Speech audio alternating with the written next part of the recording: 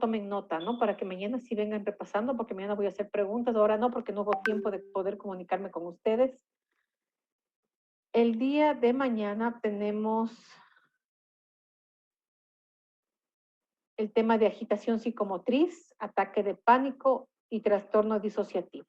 Sí, eso vamos a ver el día de mañana, igual a las 5 de la tarde. El día viernes me parece que tenemos lo que es demencias.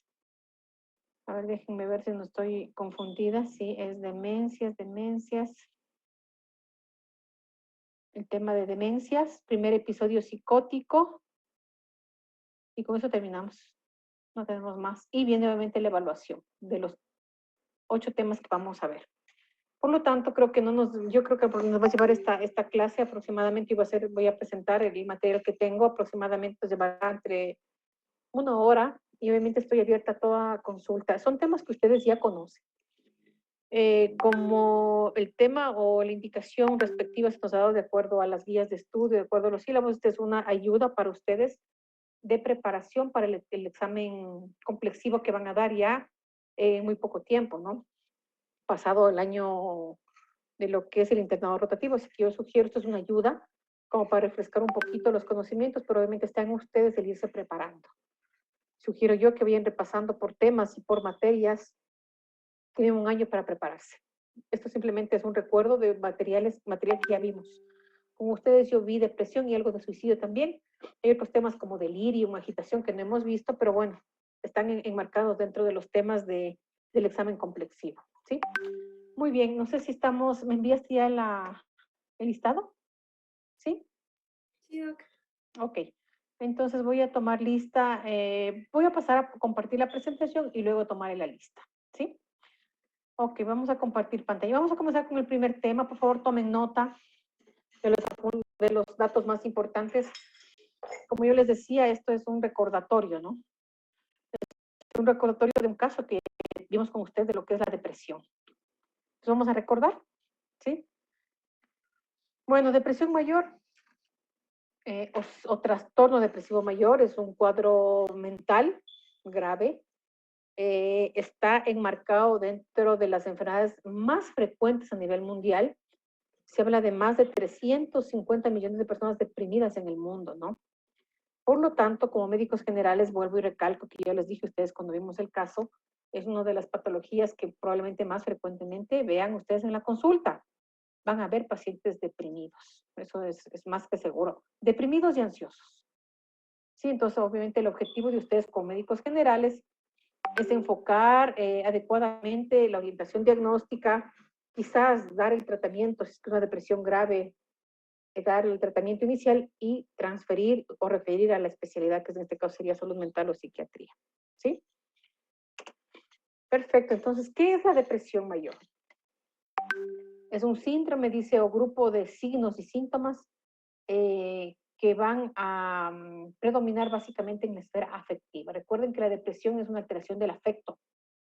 El afecto es cómo me veo, cómo me siento, emoción. Entonces va a haber una tristeza patológica, va a haber decaimiento, va a haber irritabilidad o trastornos de comportamiento. Estos dos últimos signos y síntomas son más frecuentes en jóvenes y adultos jóvenes, adolescentes. Hay una sensación subjetiva de malestar e impotencia, dice, frente a las exigencias de la vida, ¿no? Entonces, es un síndrome muy complejo, muy complicado, y como característica fundamental sería la tristeza patológica. Con ustedes en el caso que vimos de depresión, decíamos, ¿cuándo la tristeza es patológica? La tristeza es patológica cuando afecta el desenvolvimiento de una persona en todas las esferas, en la parte física, en la parte personal, en la esfera social, en la esfera profesional. O sea, no puede trabajar, no estudia, no come, no duerme, decaído todo el día, pensamientos pesimistas, nada le parece bien. Entonces sería la tristeza patológica, porque yo les hacía un análisis con el caso que vimos, y todos estamos tristes en algún momento del día o de la semana, de los días que transcurren. Quizás momentos más tristes que felices, inclusive dependiendo de la situación en la que nos encontremos.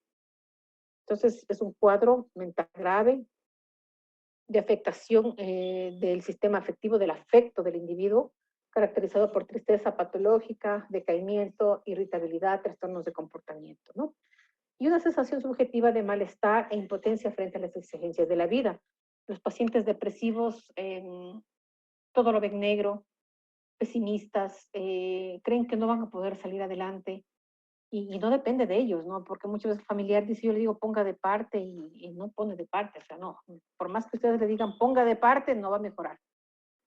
Porque una de las características que tiene el paciente deprimido es la anedonia, que ya vimos, que es esta falta de placer por las actividades normales que antes realizaba tranquilamente, ¿no? No tiene placer por nada, ¿ya?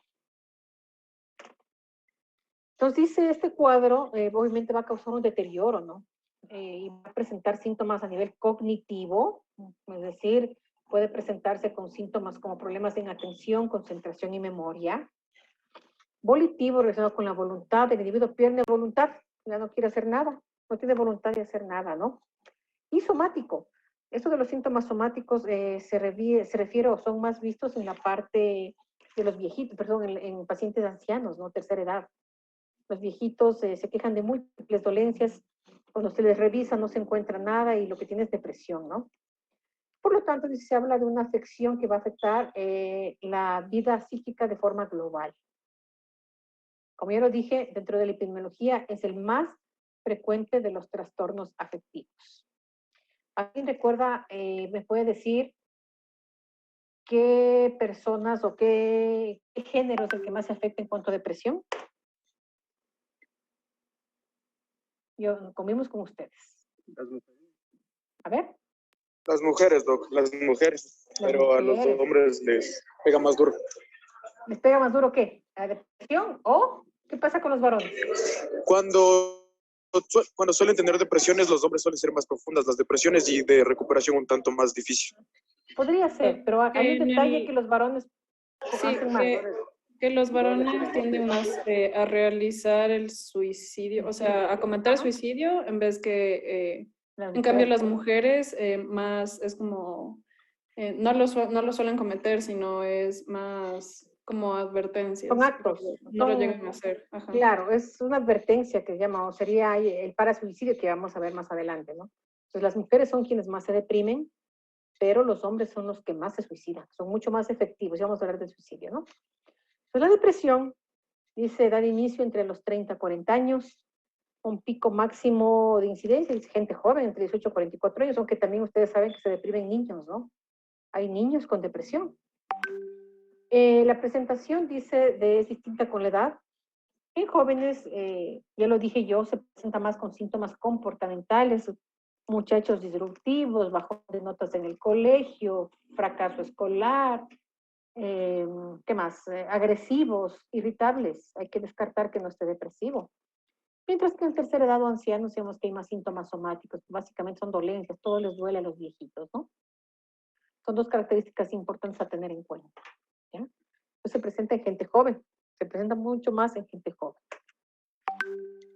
Dentro de los factores de riesgo de depresión, hay muchos factores de riesgo, entendiendo que siempre hay una base genética, una predisposición genética, ¿no? Si no, todo el mundo se deprimiera, pues, ¿no? Hay que aclarar también que hay dos tipos de depresiones, la depresión endógena, la que estoy hablando en este momento, que sería la de raíz, la persona nace con depresión deprimida genética, ¿no? En la que hereda genes maltrechos, diría yo, falla de fábrica, les digo. De la depresión, en cambio, reactivo secundaria, que puede ser que perdió el trabajo, se está endeudado, se separó del esposo, de la esposa, le dejó el novio, la novia, perdió el semestre, es reactiva. Obviamente la depresión reactiva tiene mejor pronóstico, ¿no? Mientras que la endógena, la de nacimiento, tiene muy mal pronóstico. Se cronifica esta, ¿no? Entonces, entre los factores de riesgo, dice, hay factores de personalidad y sociales también, ¿no? Dentro de los factores social, medioambiental, dice la pobreza, es obvio, ¿no? Gente pobre que no puede cubrir sus necesidades básicas, vive en hacinamiento, van a tener mayor riesgo de deprimirse. Enfermedades crónicas, puede ser la diabetes, el cáncer, el VIH-Sida, el hipotiroidismo, que también vimos con ustedes. Problemas mentales, otros problemas mentales, dice la posible asociación en consumo de drogas, tabaco y drogas, alcohol, El desempleo, que yo les decía, ¿no? El desempleo, es decir, en sí, la pobreza como tal. Aunque esto no descarta que ha habido casos, y hay casos de gente pudiente y de un nivel social alto, como los actores. ¿Cuántos actores han tenido depresión? Como ejemplo, este señor que era el comediante Hopkins, ¿cómo se llamaba? ¿Se acuerdan que se suicidó? Robbie Williams. Robin Williams, perdón. Sí, Robin Williams, un brillante comediante, ¿no? Muy rico, pero era un paciente depresivo y se suicidó. Entonces el ambiente juega un papel fundamental, ¿no? Dentro de los factores de personalidad, es decir, de cómo son cada persona, hay factores de riesgo también. Hay personas que son mucho más neuróticas y son más ansiosas. Generalmente estas personas neuróticas tienen mayor riesgo de casos y de caídas de depresión mayor. Y también por estos rasgos neuróticos hacen que las mujeres, por ejemplo, tengan mayor riesgo para suicidios, que no llega a ser un suicidio, sino es un acto en el que no implica letalidad, ¿no? Cortarse las venas, por ejemplo. ¿Sí? Entonces, ¿qué más? Entre los factores de personalidad hay ciertos rasgos que pueden decir cuando son bonitos, calladitos, medios timidones, también pueden ser rasgos que pueden dificultar o pueden tener un factor de riesgo para presentar depresión en algún momento, ¿no? Dentro de la genética es ya concebido lo que os decía, familiares de primer grado tienen doble riesgo de padecer depresión. Que se ha encontrado en estas familias, dice una alteración en el gen que codifica la transportación de serotonina a nivel de la membrana postsináptica, obviamente. Al parecer hay una alteración de este transportador del gen que codifica este transportador y esta sería una de las causas por las que no permite que la serotonina esté más tiempo en la brecha sináptica y produzca los cuadros depresivos. Dentro de la familia, obviamente la madre, yo les decía, es fundamental, ¿no? Mamás depresivas tienen hijos depresivos. Mamás ansiosas tienen hijos ansiosos, ¿no? Y más aún si se suman otro tipo de factores, factores estresantes, traumas en la infancia, maltrato, abandono. Ya dijimos de la pobreza, el desempleo. Entonces hay otros factores dentro del ambiente que pueden repercutir y podrían causar que se active un cuadro de depresión cuando la persona ya es una adulta, ¿sí? Los factores de riesgo, aquí está, ¿no? Ser mujer, género femenino, edad joven, entre 18 y 44 años, clase social baja, pero también se presenta en la clase social alta. Separado o divorciado, igual como ustedes comentábamos en el caso, que el factor de protección, el tener una pareja estable es un factor de protección, estar casado, tener su pareja, ¿no? Dice la presencia de acontecimientos vitales, ¿no? Que se me murió el esposo, la esposa, perdió el trabajo. Factores crónicos estresantes, aquí está el maltrato, abuso infantil, abandono, falta de apego, que esté solito, que no tenga ningún tipo de apoyo social, que no afronte de manera adecuada los problemas, que se frustre muy fácilmente, ¿no? Que se frustre, que sea ansioso, ¿no? Historia de abuso sexual, traumas físicos, psíquicos en la infancia, la herencia, familiares depresivos, el estrés crónico o ansiedad, y también que esté ya acompañado de otros trastorno mental, como por ejemplo la anorexia, la bulimia, los trastornos por consumo de sustancias. Generalmente la dependencia, el alcohol, el alcoholismo, la dependencia a drogas llevan en el camino a estos pacientes que consumen, acaban en depresión, ¿sí? Estos serían los factores de riesgo de depresión. Dentro de la parte orgánica también hay enfermedades que pueden predisponer. Desde la parte cardíaca, obviamente, si un paciente depresivo también tiene síntomas o tiene rasgos personales neuróticos, es más probable que tenga problemas cardíacos, hipertensos, acaban hipertensos, pueden infartarse. Dentro de los problemas endocrinos, la diabetes, que yo les decía, ¿no? El hipertiroidismo, pero de aquí los dos, el hipo es el más frecuente, ¿no? Una asociación directa por la alteración o la falta de degradación de T3 en T4 a nivel cerebral por un daño de las desyodasas, se acordarán ustedes que hablamos. Cushing, daño de las suprarrenales, la enfermedad de Addison, amenorrea, síndrome de ovario poliquístico, prolactina elevada, podrían también producir cuadros de depresión, ¿no? Esto ya sería secundario, una depresión secundaria, enfermedad médica. Aquí está, ¿no? Efectos de la depresión. Dice, ¿qué pasa con la depresión? Pues los análisis de neuroquímicos, que es lo que más se ha estudiado, la neurobiología de la depresión, encuentran los siguientes datos. Dice, al parecer, dice, se encuentra una caída de la dopamina, que tiene sentido. Recuerden que la dopamina es un neurotransmisor que produce placer. Pues si no hay dopamina, el paciente no va a tener placer, pues si viene la anedonia, ¿no? Cae la noradrenalina y tiene sentido, ¿no? La noradrenalina es un estimulante, pues, le tiene activo al paciente. Si no tiene noradrenalina, pues, está todo decaído, pues no tiene fuerza, no tiene ánimo. Cae la serotonina, que es el neurotransmisor de la felicidad, modula el apetito, modula el sueño, modula el afecto. ¿Sí? Entonces, si no hay serotonina, el paciente se deprime. Son las tres neurotransmisores fundamentales. Cae dopamina, cae noradrenalina y cae serotonina. Y en cuanto a la neuroanatomía, se encuentra también que el hipocampo, aquí pueden ver ustedes, ¿no? Esta estructurita que estaba así, básicamente en el cerebro interno, inferior, en el sistema límbico. Al parecer, dice, el estrés crónico, la depresión provoca muerte de las células del hipocampo. Y al parecer los pacientes depresivos tienen, dice, un 10 a 20% más pequeña del hipocampo en relación a una persona sana. Y esto es lo que provoca alteraciones cognitivas, como es problemas de memoria y problemas de concentración. Los pacientes deprimidos se quejan muy frecuentemente de que están olvidando las cosas. No pueden concentrarse. Estos serían los efectos directos de la depresión sobre la neurobiología, sobre los neurotransmisores. Por favor, pregunten, cualquier duda me avisan. Dentro de los síntomas de depresión múltiples, ¿no? Cantidad de signos y síntomas. Dice desde la parte emocional hasta la parte física. Entonces, dentro de la parte emocional, dice, me siento culpable de todo lo ve negro, todo lo ve oscuro, voy a perder la razón, no valgo nada, ideas pesimistas, ¿no? Sentimientos negativos, no tengo deseos de nada, la anedonia. Tengo algo de ansiedad, tengo miedos, me siento rechazado, etcétera, etcétera. Son síntomas totalmente en una alteración en la estructura del pensamiento, del contenido con ideas negativas, pesimistas, ¿no? Y dentro de los síntomas físicos múltiples, desde generales, dolores, malestar general, disminución o aumento de apetito, escalofrío, mareos, zumbidos, dolor de cabeza, opresión en el pecho, miren que puede confundir con ansiedad también, dolor de espalda, sensación, colitis, el famoso colon irritable, temblores, dolores articulares, calambres, o sea, pueden ser múltiples síntomas físicos que al hacer un análisis ya muy metódico nos damos cuenta que dentro de la parte orgánica no se ve nada, pues más bien es un problema de origen psiquiátrico o psicológico, ¿sí?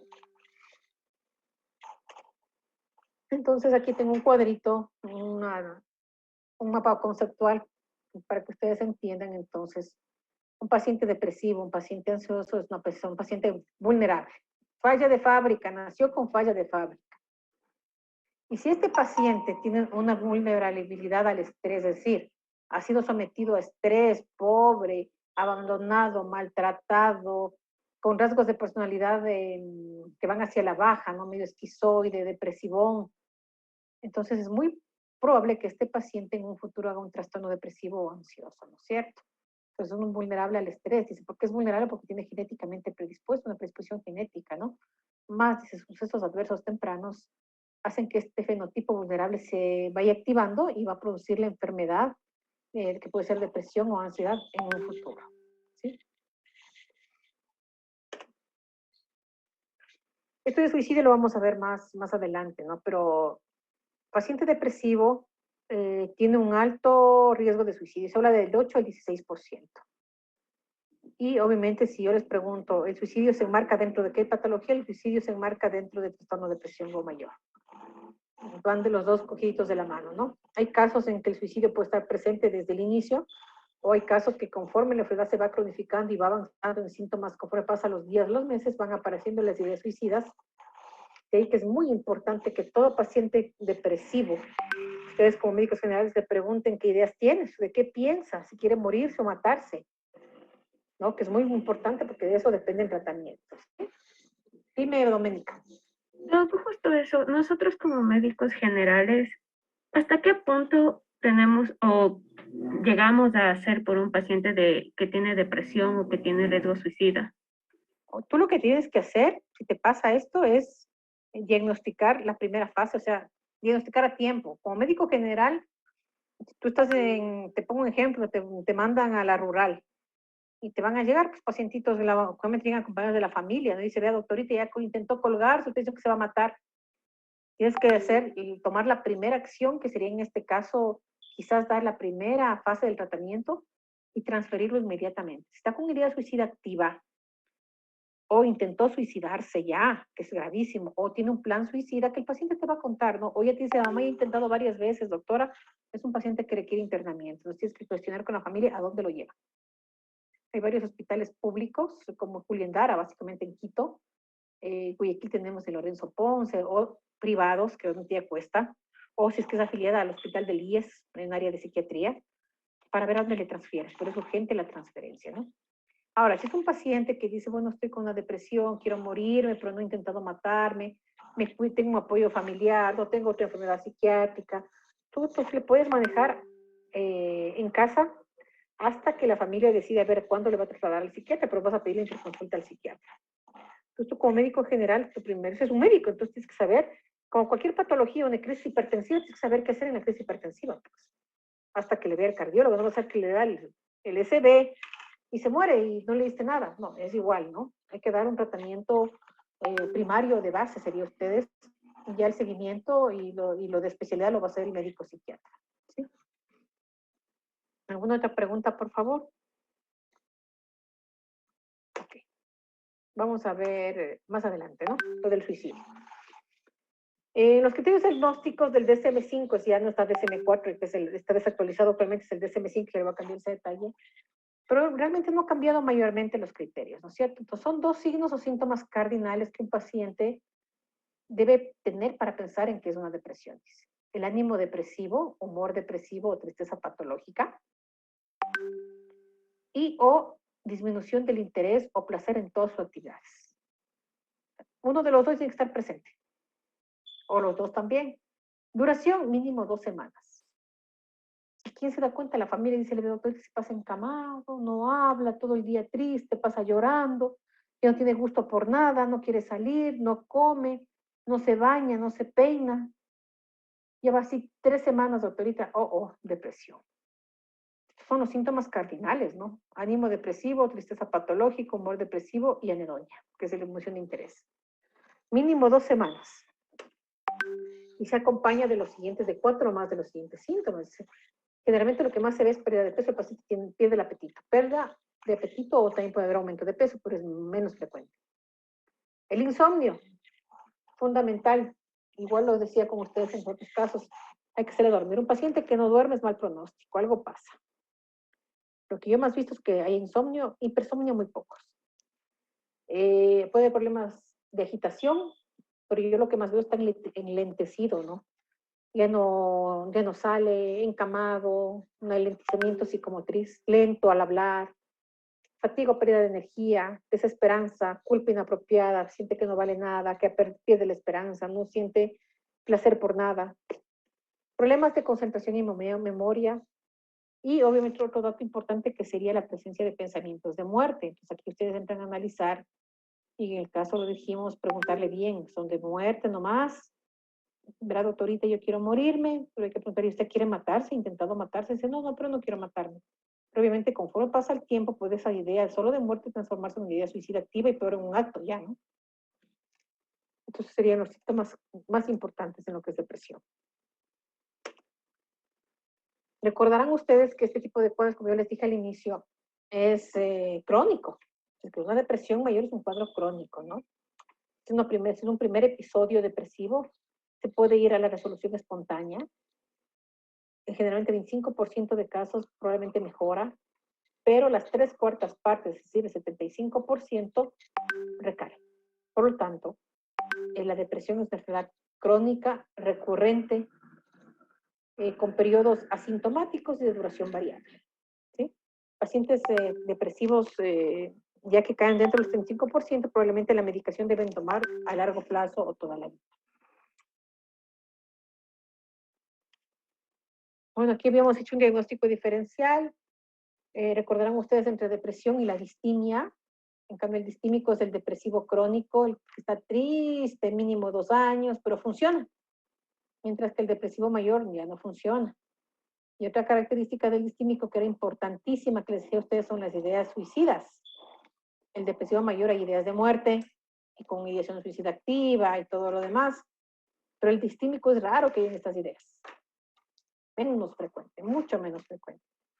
Y del duelo habíamos hablado también, pues el duelo es un proceso normal de tristeza, de pérdida de un familiar, que dentro de la normalidad en los 3 meses ya va cediendo los síntomas más duros, ¿no?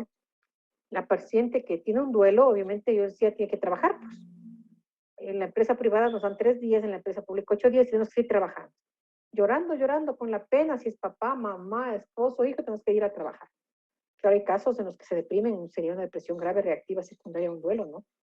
Y puede haber cuadros graves de depresión porque no es un duelo muy bien procesado. Un duelo bien procesado, decíamos, se cierra aproximadamente al año con la misa del año. Habíamos hablado incluso en el caso. ¿Sí? Entonces, una diferencia entre distimia, depresión mayor y el duelo no patológico, ¿no? Ahora el tratamiento. Obviamente decíamos ustedes, el tratamiento, ustedes probablemente dan la primera fase, que sería una semanita, en la semana inicial de tratamiento, ¿no? Porque el objetivo es a largo plazo, es lograr la remisión de los síntomas y quitar esas ideas de muerte, ¿no? Y el tratamiento cuando es un cuadro de depresión mínimo son 6, 9 meses o un año, dice. Mínimo 9 meses o un año, no le van a dar como antibiótico 8 días, pues que a veces me pasa, ¿no? Le recetan la fluoxetina 8 días, no, para nada. Si un paciente dice hace 3 o más episodios de depresión, el paciente ya requiere un tratamiento a largo plazo, de mantenimiento a largo plazo, probablemente de por vida. ¿Sí? Y dentro del tratamiento farmacológico, lo habíamos dicho aquí tenemos tanto una tablita con antidepresivos, desde los tricíclicos, que son la mitriptilina, clorimipramina, ipramina, trazodone, los IRS, que tenemos desde la fluoxetina hasta la paroxetina, los duales, pelanfaxina. Dual, ¿por qué? Porque bloquea tanto serotonina como noradrenalina. El escitalopram también es un IRS, la fluoxamina también es un IRS, mirtazapina es un atípico, bloquea noradrenalina y serotonina. Bupropión en este casi no se utiliza mucho. Pero de todos estos doctores, los tricíclicos ya no utilizamos. Muy poco, porque hay mucho efecto secundario respecto a hipotensión ortostática, problemas del electrocardiograma. Ustedes, médicos generales, anoten, fluoxetina. Están pasando por mi calle del trabajo los indígenas ahí. Fluoxetina es de medicamento base, es de medicamento madre, es el famoso Prozac con el que se trabajó ya desde los años 70, 60, que fueron los primeros casos en los Estados Unidos. Recordarán que vienen en tabletas de 20 miligramos, pues la dosis es 20 miligramos al día. Fluoxetina y sertralina están en el cuadro de medicamentos básicos, ¿no?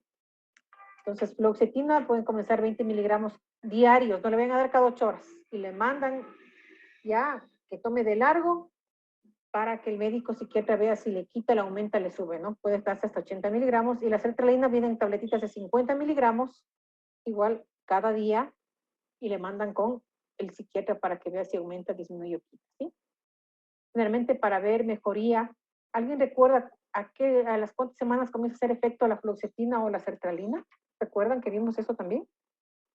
De las 6 semanas, ¿no? Un poquito menos. Las 3 semanas. Comienza a hacer efecto a las 3 semanas. Por lo tanto, lo ideal es que el pacientito le explique a ustedes que primero esto no causa adicción, no es una benzodiazepina, es una vitamina para el cerebro, les digo yo, y no puede suspender. Porque recién la mejora va a estar a partir de la 3ª semana. Se va a ver mejoras en el estado de ánimo, en la voluntad, está más activo inclusive. ¿Sí? Entonces, de todo esto, fluoxetina y sertralina. Velanfaxina, mirtazapina son de especialidad, no utilicen estos ya, porque si no me dejan sin opciones en caso de que requieran, ¿no? Son ya de muy especializados esta medicación. Ustedes como generales, fluoxetina, sertralina, y de preferencia, siempre recomendar el uso de los comerciales, la molécula original. En el caso de fluoxetina tenemos el Prozac, y en el caso de sertralina tenemos las Zoloft, que es de la casa Pfizer. Yo siempre recomendar, así como en los hipertensos, en los antihipertensivos se recomienda lo que es el uso de moléculas originales, también en la parte de salud mental, moléculas originales, por favor, porque yo no veo el mismo efecto con los genéricos, ¿ya? ¿Qué más con respecto a esto? Complementando también con la medicación, en caso de que ya se requiere, el psiquiatra va a pedir terapia cognitivo-conductual, terapia de familia, terapia de apoyo, terapia de relajación. Pero de estas, la más importante sería la conductual, ¿no? Obviamente, te recuerda, como su nombre lo decía, cognitivo-conductual, va a modificar las ideas del paciente pesimistas y va a hacer que actúe de mejor manera, que tenga un mejor futuro. Es lo que es la terapia cognitivo-conductual, ¿no? Sesiones una vez a la semana, pueden ser entre 12 a 20 sesiones, son costosas también. Y también dentro del tratamiento no farmacológico vimos con ustedes en depresión mayor, la terapia electroconvulsiva, incluso vimos un video de una película. Era la aplicación de una corriente a nivel de las sienes por 6-7 segundos en sesiones de 6 a 12 sesiones. El objetivo es provocar una crisis convulsiva con liberación de millones de neurotransmisores y esto va a hacer que el paciente mejore notablemente su estado de ánimo, ¿no? Es decir, contraindicaciones, recordarán que en la película se les pone en vivo y en directo, nuestra referencia es igual sin sedación, pero también pueden utilizar sedación, pero siempre con mucha precaución porque puede haber parada respiratoria y si tienen ayuda de un anestesiólogo mejor, ¿sí? Eso en cuanto al tratamiento no farmacológico. ¿Qué más? Ok. Entonces, ¿tenemos alguna pregunta con respecto a depresión? Eso es recordando, porque con ustedes ya vimos esto. ¿Está bien? ¿Está entendido, doctores? Sí, Sí, doc. Sí, doc. ¿Seguro? Sí. Bueno, entonces vamos con el complemento de la parte de depresión, que sería el riesgo de suicidio, ¿ya? Vamos a compartir el segundo tema. Déjenme ver dónde está. Déjame compartir, déjenme ver que le voy a abrir el...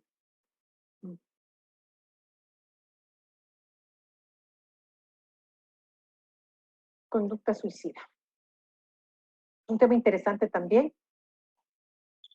Se habla de que hay aproximadamente ha aumentado, ¿no? Con esto de la pandemia, no sé si han escuchado lo del puente del Chiche, pues dicen que hay un montón de casos de ellos, como los varones son el 80% son varones, ¿no? Ha aumentado significativamente las muertes en en los puentes, no solo en el Chiche, en algunos puentes. A ver, aquí está, vamos, con conducta suicida.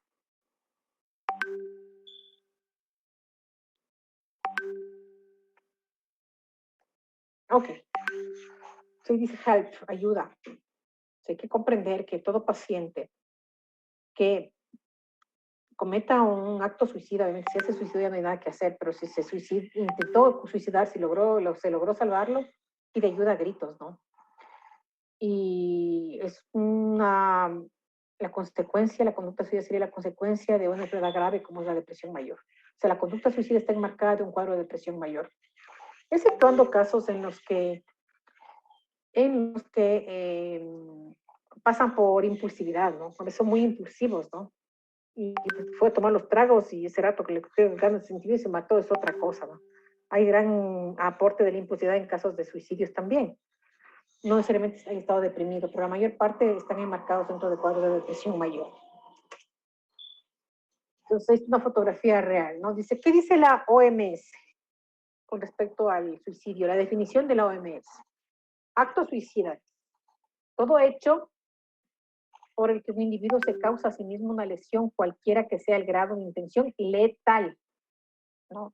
Es una lesión letal y del conocimiento del verdadero móvil, medio confuso, ¿no? Pero básicamente es acto suicidio, todo hecho porque un individuo se causa una lesión letal y que conlleva obviamente a la muerte. Sí, a la muerte del individuo. Aquí tengo esta fotografía que es verdad, es una asfixia por ahorcamiento, ¿no? Que es una de las más frecuentes. ¿Ya? Aquí está la otra definición, doctores, anotarán, ¿no? El parasuicidio, que es lo que nos pasa muy común en las mujeres. Y se fue introducido por Kreitman para referirse a toda conducta autolesiva no mortal o no letal, sin considerar esencial en la definición la intencionalidad de muerte, mientras que recuerde que el suicidio quiere matarse. Aquí no necesariamente, ¿no? Entonces aquí habla, dice, grito silencioso, la típica chica, ¿no? Que se corta las venas. Entonces, no sé si ustedes saben que cortarse así no va a morir, eso es muy raro, ¿no? Pues creo que coge una arteria grande, pero difícil, muere desangrada, ¿no? Entonces, para suicidio, conducta autolesiva no mortal, ¿ya? En los dos casos, obviamente, en el otro, más aún todavía requieren asistencia médica urgente y en el parasuicidio también, porque está pidiendo auxilio la chica o el chico. Necesita ayuda. Factores asociados, el género, decimos que es más frecuente en varones que en mujeres, gente joven. La raza, probablemente dice, hay casos en los que la raza negra, la raza blanca puede vivir más riesgo. Estado civil, estar soltero, viudo, divorciado. La religión, ¿no? A veces la religión juega un papel importante de protección, porque una primera etapa a veces creemos, y lo vimos en el caso de nuestra paciente, decíamos, la religión era muy católica, muy cristiana, decía, quiero morirme, pero no quiero matarme porque voy al infierno, ¿no? A veces la religión tiene este papel como de protección, de soporte en ciertos casos. La ocupación, hay ciertas profesiones que son de mayor riesgo, ¿no? Los médicos mismos. ¿Y por qué los médicos? Porque los médicos sabemos cómo matarnos. Pues facilita un coctelito nomás. Un día ese pancito ahí bien puestito de la avena o en sobredosis podemos hacerlo. La distribución geográfica, al parecer estos países nórdicos, fríos, la pobreza podría aumentar el mayor riesgo. Meses de invierno. El tipo de métodos son variados. Antecedentes de haberse suicidado anteriormente, de intento de suicidio previa, conducta suicida previa, ¿no? Que tenga alguna enfermedad física o mental también, ahí me aumenta el riesgo de cuántos casos de pacientes con enfermedades crónicas, incapacitantes, esclerosis, que incluso piden ayuda para eutanasia, por ejemplo, ¿no? Porque no quieren vivir así, ¿no? Entonces ustedes como médicos obviamente les van a pedir que evalúen el riesgo. Un pacientito que llega a la emergencia, llega a la consulta de ustedes, dice, ¿cómo evalúo que un paciente no se vaya a suicidar a futuro? Entonces dice, hay que evaluar el riesgo de suicidio en un futuro inmediato. Hay que preguntarle, a ver, pacientito, señor, señora, señorita, estas ideas de muerte, ¿son esporádicas o persistentes? Obviamente si es persistente ya tiene un punto, ¿no? Determinación, dice, el suicidio es una posibilidad o el paciente ya está decidido ya. Hay pacientes que dicen, sí, yo quiero morirme ya. Y el momento que pueda lo voy a hacer. Otro punto más. ¿Tiene un plan suicida ya establecido? Dice, mayor riesgo cuanto mayor evaluación del plan y más aún si existe disponibilidad de medios, ¿no? Hay gente que lo hace, lo planifica muy bien. Yo con ustedes había hablado sobre estos pilotos, de los copilotos de estos aviones, que se pierden, que se caen. Ha habido casos de depresión en ellos, ¿no? Y tenían un plan muy bien, incluso uno de ellos ya practicaba y había practicado cómo planear inclusive, ¿no? Soledad, dice Mayra, apoyo familiar o social, estar solo, soltero, divorciado. El alcohol, que con antecedentes de consumo de alcohol, que sea alcohólico, ¿no?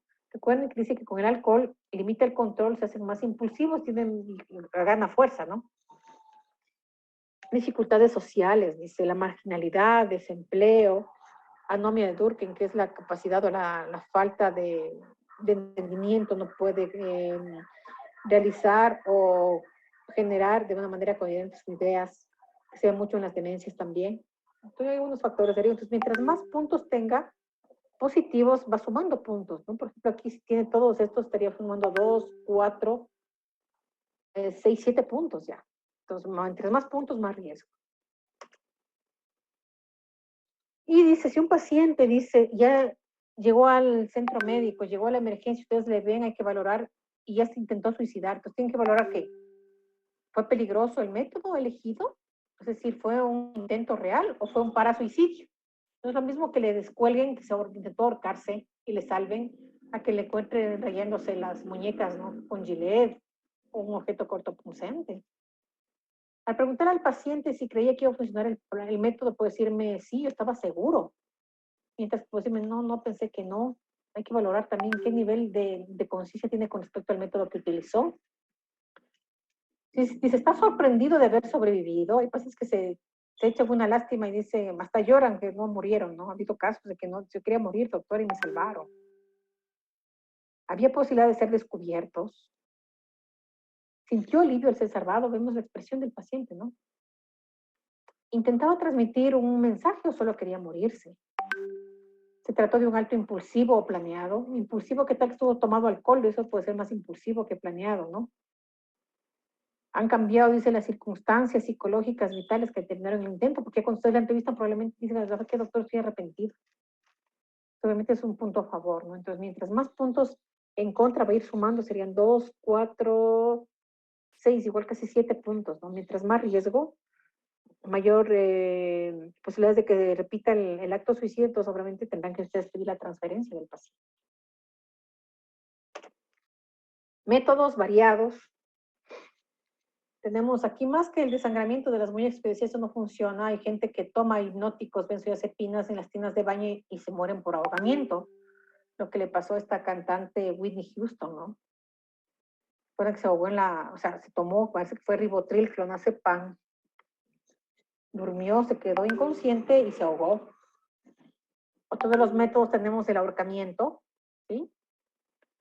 Lanzarse al mar, por ejemplo, aquí. Lanzarse a los rieles de tren, que me parece muy, muy feo, pero sí ha habido casos. Lanzarse desde altura, aquí está como los puentes de aquí, que es muy común, el puente del Chiche. ¿Qué más? Tomar algún veneno, tomar medicamentos, intoxicarme. ¿Qué más? Lanzarse al mar con algo contundente para que no me encuentren probablemente, ¿no? Pero quizás de los más frecuentes, aquí falta tal vez el utilizar un arma de fuego, ¿no? Que es con un balazo en la cabeza, básicamente, que es bastante común. Pero quizás el ahorcamiento es el más frecuente en nuestro medio, ¿no? Y ahora esto de lanzarse de altura también. Eso en cuanto a los métodos. Entonces, ¿qué tenemos que hacer frente a un paciente que llega a la consulta o llega a la emergencia con un intento de suicidio? Entonces, obviamente, la actitud terapéutica de ustedes es importante. Por lo tanto, dice, hay que darle seguridad al paciente, curarle las heridas, si se cortó, suturarle, darle un soporte, poner una vía en caso de que requiera. El médico dice debe ser empático, no hacer juicios de valor. Tú estás pues, aconsejándole que porque te quieres matar, que te vas a ir al infierno, que porque eres fuerte, porque eres un cobarde, te quieres matar. No, jamás, ¿no? Deben comprender que es una enfermedad, el suicidio forma parte de una enfermedad grave y hay que comprenderla, manejarla como tal. Pedir la valoración por psiquiatría, valorar antecedentes psiquiátricos de enfermedades mentales e iniciar tratamiento específico con antidepresivos y transferir. En el caso de que les llegue ya con un intento de suicidio hay que transferir al paciente. Les mandan con la fluoxetina y urgentemente coordinan con la familia para ver a dónde le van a transferir. ¿Sí? El paciente debe ser valorado por el psiquiatra. El plazo, dice, depende de las características de cada paciente. Sería lo importante lo más pronto posible, pero si no, pues por lo menos no dejar pasar mucho tiempo, ¿no? No decía si le van a mandar a la casa, que siempre esté vigilado por la familia, que la familia dé la medicación hasta que lo puedan sacar a la ciudad de Quito o a alguna ciudad grande donde hay un médico psiquiatra. ¿Sí? ¿Qué más? Dentro del tratamiento farmacológico, en el caso de que a ustedes les toque con un paciente que ya se colgó o intentó suicidarse, le falló el tiro y le llevan a la emergencia, dice hay que dormirle al paciente. Como ustedes vimos la parte de sedación en emergencia con el Aldol. 1 o 2 ampollitas de Aldol en la nalga. Cada 8 horas, vigilancia, sujeción, se siempre sujeten las manitos, porque si ustedes le dejan sin sujeción, puede ir al baño, se despierta, va al baño y se cuelga en el mismo baño con la misma sábana, ¿no? Y transferirlo urgente. Esto es en la parte inicial aguda, que es lo que probablemente a ustedes les toque hacer en la primera fase del tratamiento, ¿no? ¿Sí? Si pueden darle el antidepresivo en buena hora y si no, pues ya cuando se le transfiere el psiquiatra iniciar el tratamiento específico. ¿Ya? Ok. Bien, con eso terminamos conducta suicida.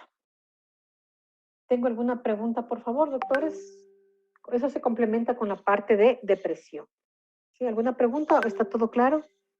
Dime, Dayana. Dayana, sí. Dime.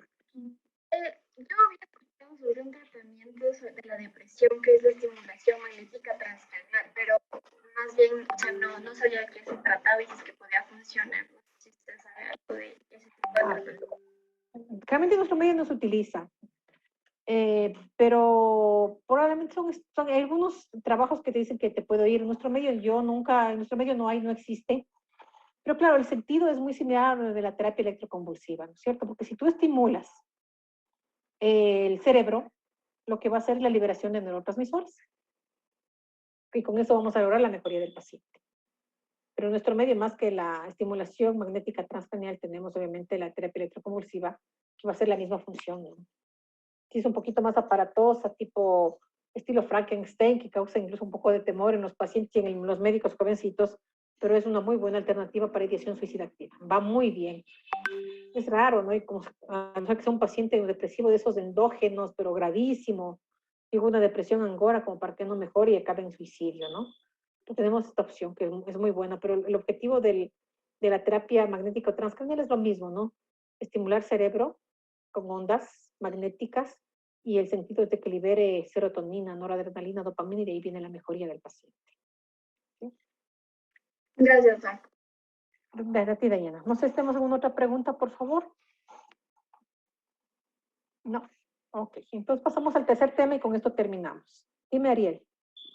No, o sea, era del anterior tema de depresión mayor. Dime. ¿Cómo era el nombre?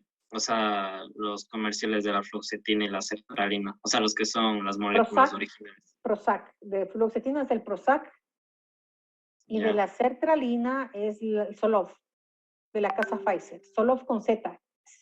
Z-O-L-O-F-T. ya, gracias. Y Prozac es con Z también, ¿no? Y con C al final, Prozac. Ok. Entonces vamos con el último tema. Me parece que es delirium, como ustedes déjenme ver.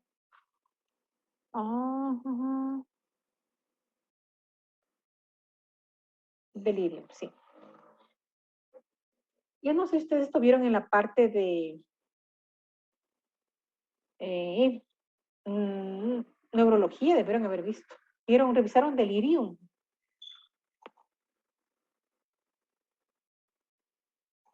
No, Sí, Doc, sí vimos. esto debieron haber visto en la parte de neurología más que en la parte de psiquiatría. Pero igual es un recordatorio cortito, no muy complicado, ¿no? Que a veces se confunde con idea delirante. Claro que es una idea delirante. También hay ideas delirantes en el delirium, porque el paciente sale totalmente de la realidad. Pero la característica fundamental es que este es un cuadro de origen orgánico más que psiquiátrico. Sí, ya vamos a ver por qué. ¿Qué es un delirium? También se conoce como síndrome confusional agudo, doctores anotarán. Síndrome confusional agudo, dice, se define como una alteración del nivel de conciencia y de la atención. Se instaura de forma brusca, en horas o pocos días, e inclusive puede fluctuar a lo largo del día. Es decir, en la mañana está bien el pacientito, eso se ve más en ancianitos, y en la tarde comienza a delirar y habla barbaridades. Se agita, como ves hablar cambiado. Quizás para que ustedes entiendan lo que es un delirio, para que lo refresquen. Doc, Dime, Doc, perdón, ¿está compartiendo la pantalla? sí te compartimos, no se ve. No A ver, sé. espérate. A ver, espérate, déjame ver qué pasó.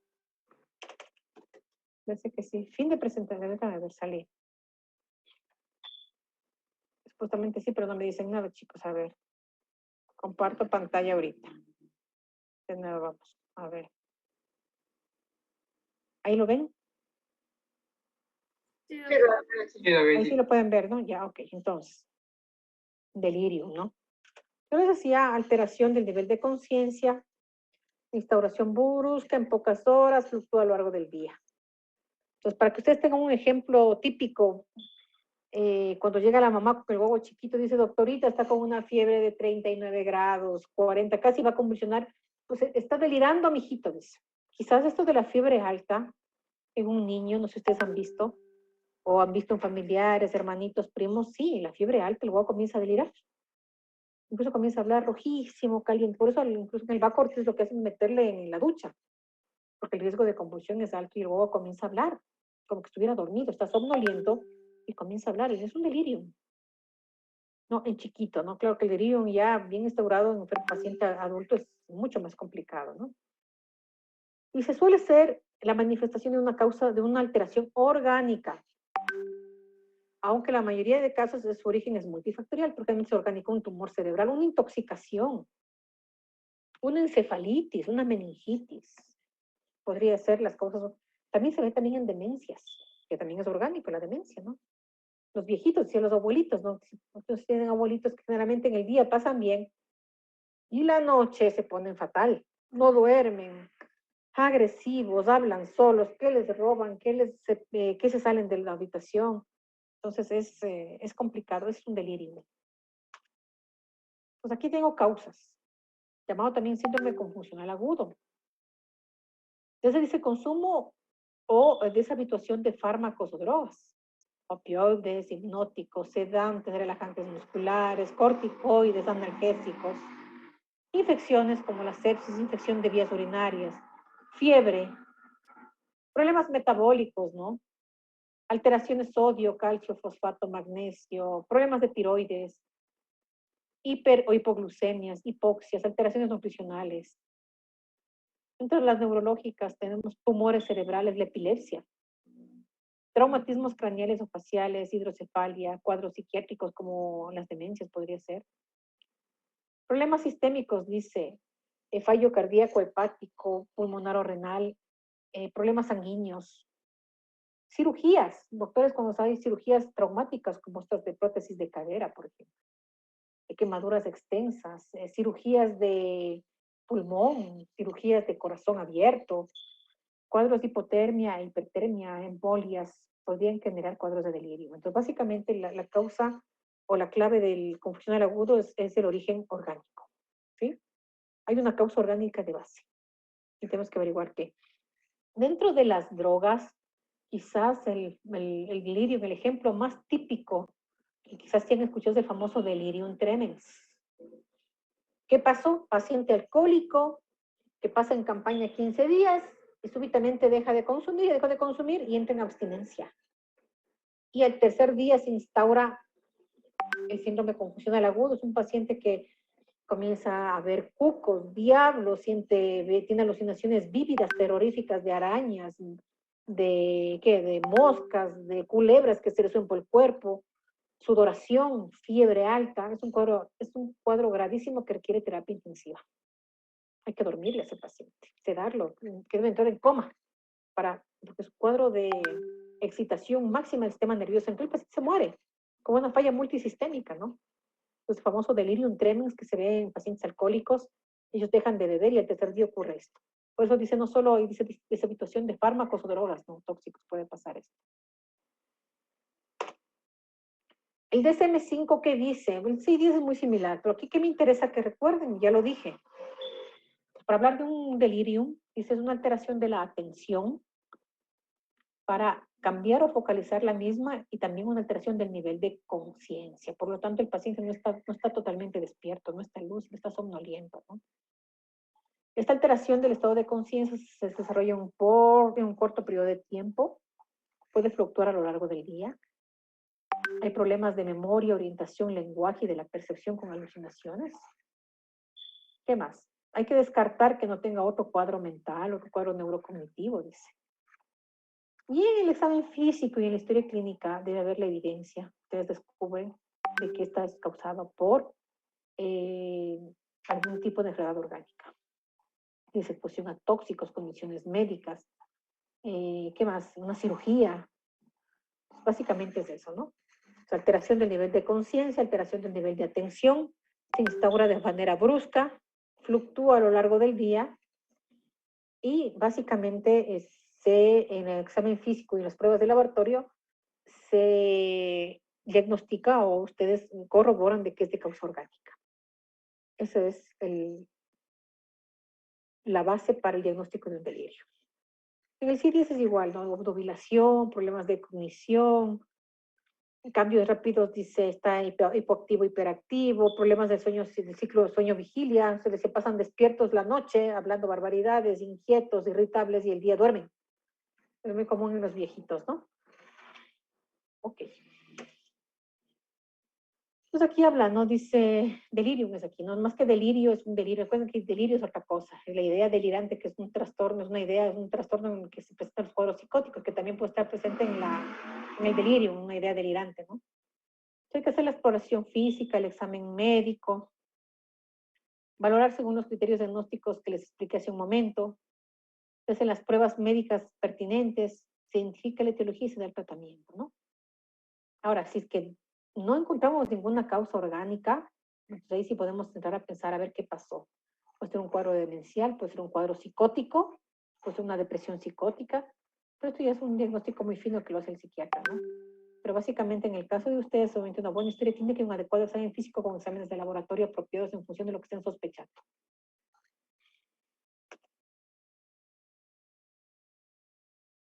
Este no.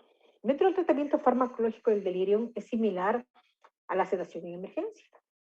Todo paciente, yo les decía, con delirium, como en el caso del alcohólico, delirium, tiene que ser sedado, porque el sistema nervioso está tan hiperactivo que le puede ocasionar la muerte. Tenemos que llevarle a dormir a ese paciente. Entonces, si está con cuadros de agitación aguda y el cuadro es grave, Aldol, igualito, doctores. Aldolcito. Ahí dice intravenoso, subcutáneo, no, intramuscular, doctores. Recuerden que las ampollas vienen de 5 miligramos, entonces dicen los viejitos se le puede dar 2.5 a 5 miligramos, ir media ampolla a una ampolla. Y dice cada 30 o 60 minutos, pero realmente con una ampollita el abuelito queda dormido. Y el adulto dice de 2.5 a 5 miligramos cada 3 minutos hasta controlarle. Generalmente en el adulto, doctores, no tengan miedo, 2 ampollas a la nalga. Nada más. Pueden combinar con un diazepancito a la avena, que también vimos. ¿Sí? Que puede ser diazepam, una ampolla a la avena, con eso se duerme inmediatamente y luego le ponen el aldol, o también el midazolam o dormicum, también una ampolla a la avena y se duerme inmediatamente. Máximo 3 días dormir, máximo, lo vamos despertando. Pero generalmente este tipo de pacientes en delirio, en agitados graves, van a parar a terapia intensiva, entonces ahí el terapista es el intensivista es el que hace el tratamiento y en 3 días lo despierta y va a estar mucho mejor, ¿no? Mientras que si es un paciente, dice que no está delirando, tiene un delirium, con nivel de conciencia alterado, pero no está tan agitado, dice igual, podemos dar, dice, al dolcito en vía oral. Dice 1 o 2 miligramos hasta 5 miligramos. En ancianitos, dice máximo, dice hasta 100 miligramos al día, pero no, generalmente no se da eso. Las tabletitas también vienen de 2 miligramos, 1 o 2 tabletitas cada 8 horas podría ser. Podemos utilizar también un antipsicótico como el Risperdal, de 0.25 a 0.5 miligramos cada 2 horas. Las tabletas vienen de 1 y 2 miligramos. Y la olanzapina, que es espectacular, pero nuestro medio es muy costoso, así que es de especialidad más. Yo creo que ustedes con que manejen el haloperidol es suficiente. Pero lo que ustedes más van a ver es la parte aguda o grave, ¿no? Habrá que sedarlo. Dormirlo totalmente, ¿ya? Eso en cuanto a la parte farmacológica del delirio.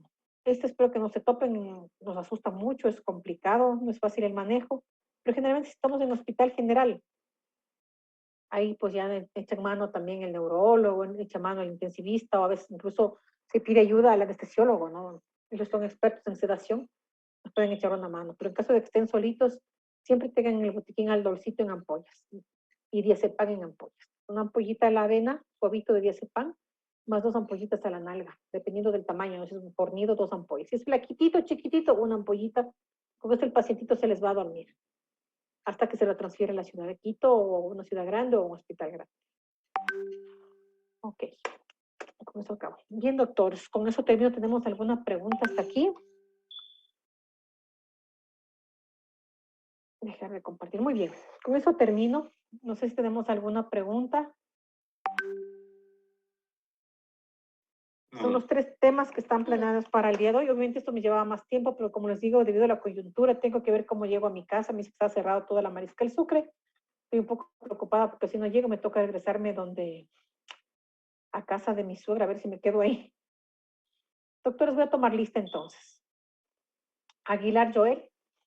Presente, Doc. Buenas tardes. Buenas tardes. Alvarado Alejandra. Presente, Doc. Buenas tardes. Buenas tardes. Arauz Carlos. Presente, Doc. Buenas tardes. Valareso Melina. Presente, Doc. Buenas tardes. Buenas tardes. Barragán Ariel. Presente, Doc. Campaña Camila.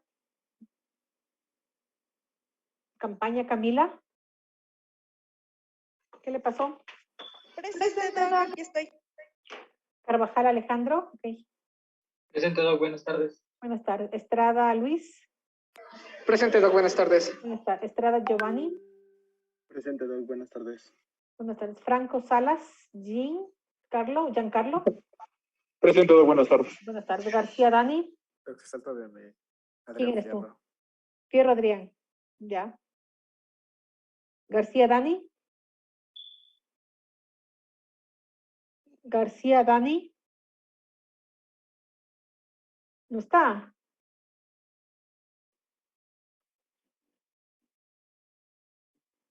Sí está, Doc, pero no sé. ¿Qué le Sí pasó? está ahí. Sí está conectado ahí. ¿Está conectado? Hidalgo, Catherine. Presente, Doc. Ibarra, Jocelyn. ¿Cómo está? Disculpe, soy Dani García. Ok. Lozano, Valerie. Presente, Doc. Buenas tardes. Buenas tardes, Medrano, Denis. Presente, Doc. Buenas tardes. Buenas tardes, Pascal, Carolina. Buenas tardes, Doc. Presente. Rodríguez, Matthew. Presente, Doc. Ruano, Diana. Presente, Doc. Tobar, Ariana. Presente. Ovidia, Juan Mateo. Vinuesa, Dayan. Presente, Doc. Y John Fa, Doménica. Presente, Doc. Muy bien, muchas gracias. Básicamente para mí esta parte consta lo que es asistencia, ¿no? A ver, doctores, entonces el día de mañana vamos a ver la parte de los temas, sí, 3 temas más tenemos para el día de mañana, que era trastorno de pánico, agitación psicomotriz y trastornos disociativos. Vengan repasando algo de la materia. Nos vemos mañana, si todo lo permite y sale bien, 5 de la tarde. No sé si tengo alguna pregunta, si no, muchas gracias. Estoy que ya quiero salir corriendo porque no sé cómo llego hoy. No, Gracias, Doc, no hay Doc. preguntas. Doc. Gracias. Muchas gracias por el tiempo, pero como le digo, debido a la coyuntura, no puedo quedarme hasta más tarde. Muchas gracias a ustedes. Hoy no se olviden que el día jueves tenemos la evaluación, ¿no? Tomarán nota de todas las cosas, puntos importantes que voy Ok, recalcando yo. Doc. Gracias. Listo, Ya. gracias. Muchísimas hasta gracias. luego. Buena tarde. Cuídese, Doc. Igualmente, hasta luego.